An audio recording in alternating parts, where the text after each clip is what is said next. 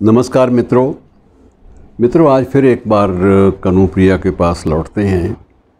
और वो लौटते इसलिए हैं कि जो वर्तमान परिस्थितियां हैं युद्ध के विषय में, वो हमें बड़ा कचोटती, बहुत तंग करती हैं। अब देख लीजिए, आपके सामने यूक्रेन और रूस का युद्ध है और निरंतर तबाही हो रही है, और विश्व का कोई भी महाबली, कोई भी बड़ा देश इस स्थिति में नहीं है कि इस युद्ध में हस्तक्षेप करके इसको रोक सके। स्थिति ये है, स्थिति सिर्फ उनके युद्ध की नहीं है, स्थिति ये भी है कि हम कितने बेबस और निरीह हो गए इस मामले में। कनुप्रिया का एक भाग जो है वो इसी पे बिल्कुल आधारित, या आप ये मान के चल सकते हैं, युद्ध की विभीषिकाओं से उत्पन्न जो परिस्थितियां होती हैं ये उन पर ही, उनको मुखातिब है, उन्हीं से ही दखल रखता है और उनके साथ जुड़ा हुआ है। और मुझे कई चीज़ें याद आती हैं, और ये जब आप चिंतन का दायरा शुरू करते हैं तो उस वक्त वो डॉक्टर आले अहमद सरूर का वो शेर भी याद आ जाता है कि दिल वो मासूम कि हर शब को कहानी मांगे, कि दिल वो मासूम कि हर शब को कहानी मांगे, और अक्ल हर सुबह कहानी में मुआनी मांगे। अरे दिल में पहले ही बहुत ज़ख्म थे, अब क्या होगा, कि दिल में पहले ही बहुत ज़ख्म थे, अब क्या होगा, हर नया दर्द अलग अपनी निशानी मांगे।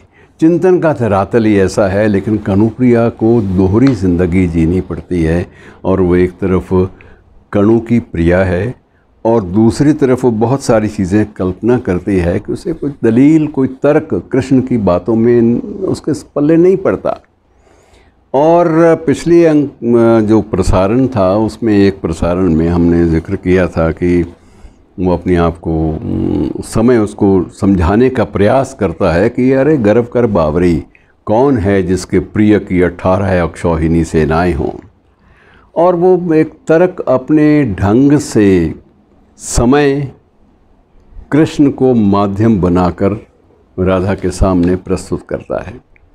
अब इसमें राधा अपने तर्क देती है कि अच्छा मेरे महान कनु, महान से संबोधन करना ही उसका एक व्यंग बाण है पहला, कि अच्छा मेरे महान कनु, क्षण भर को मैं ये स्वीकार लूँ, मान लो कि क्षण भर को मैं ये स्वीकार लूँ कि मेरे ये सारे तन्मयता के गहरे क्षण सिर्फ भावावेश से, सुकोमल कल्पनाएं थी, रंगे हुए अर्थहीन आकर्षक शब्द थे।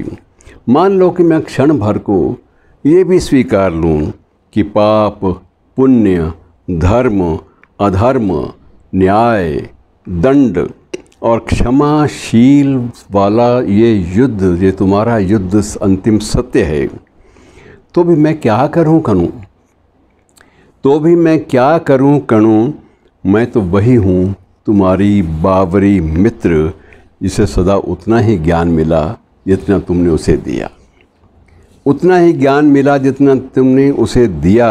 और जितना कुछ तुमने मुझे दिया है अभी तक, उसे पूरा समेट कर भी न आसपास न जाने कितना है तुम्हारे इतिहास का, जिसका कुछ अर्थ मुझे समझ में नहीं आता।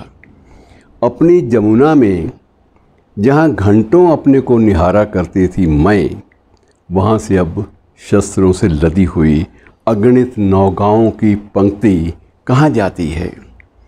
धारा में बह बह कर आते हुए रथ, टूटे हुए रथ, जर्जर पताकाएं किसकी हैं, हारी हुई सेनाएं, जीती हुई सेनाएं, नभ को कंपाते हुए युद्ध घोष, क्रंदन स्वर और भागे हुए सैनिकों से सुनी हुई अकल्पनीय अमानुषिक घटनाएं युद्ध की।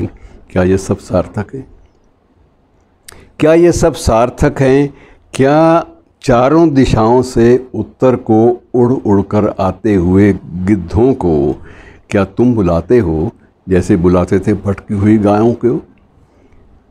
जितनी समझ तुमसे अब तक पाई है कणु, उतनी बटोर कर भी कितना कुछ है तुम्हारे आसपास जिसका कोई अर्थ मुझे समझ में नहीं आता। अरे अर्जुन की तरह कभी मुझे समझा दो, अर्जुन की तरह कभी मुझे भी समझा दो बंधु सार्थकता क्या है।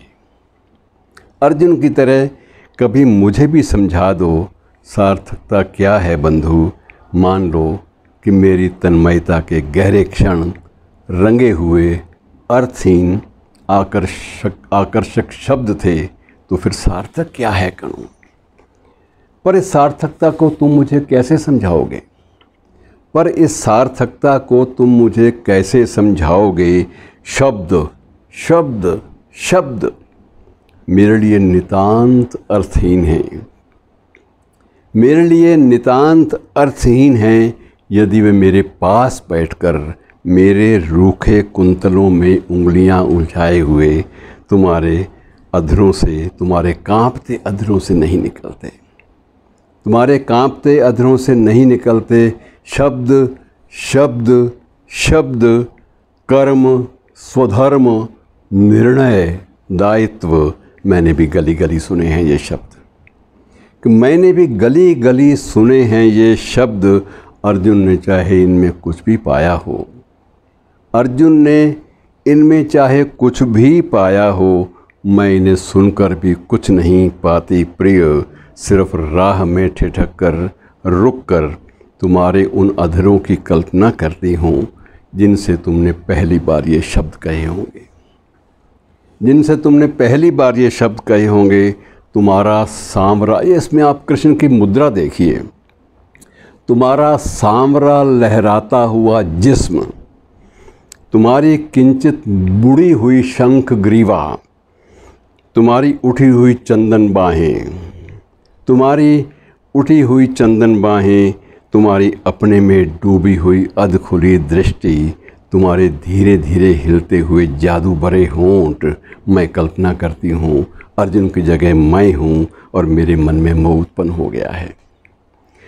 और मैं नहीं जानती कि युद्ध कौन सा है, और मैं नहीं जानती कि युद्ध कौन सा है, और मैं किसके पक्ष में हूँ और लड़ाई किस बात की है, लेकिन मेरे मन में मोह उत्पन्न हो गया है।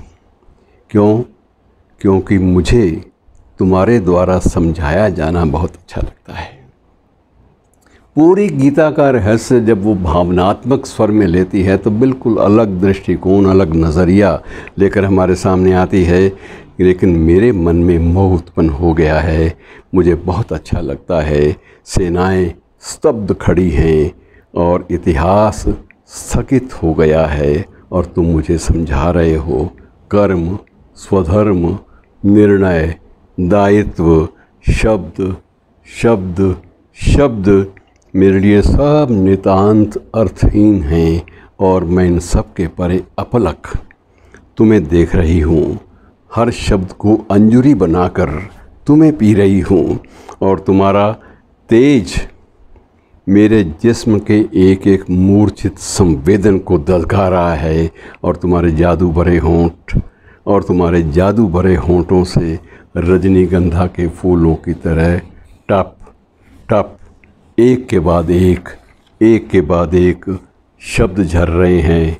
कर्म, स्वधर्म, निर्णय, दायित्व मुझ तक आते आते सब बदल जाते हैं। मुझे सुन पड़ता है केवल राधन राधन राधन, और शब्द शब्द शब्द, तुम्हारे शब्द अगणित हैं कणु, तुम्हारे शब्द अगणित हैं कणु, संख्यातीत, पर उनका अर्थ मात्र एक है, मैं और सिर्फ मैं। फिर इन्हीं शब्दों से मुझे इतिहास कैसे समझाओगे कणु? तो ये एक प्रकार से एक ऐसी मनस्थिति को चित्रित करती है जिसमें वो युद्ध की भूमिका को नकारती है, और संवेदनशीलता की वेदी पर युद्ध की भूमिका को और बहुत सारे दार्शनिक तथ्यों को न्यौछावर कर देती है। और मित्रों, ये अभी ये चलेगी और इसके बाद फिर इस बारे में चर्चा करेंगे। धन्यवाद।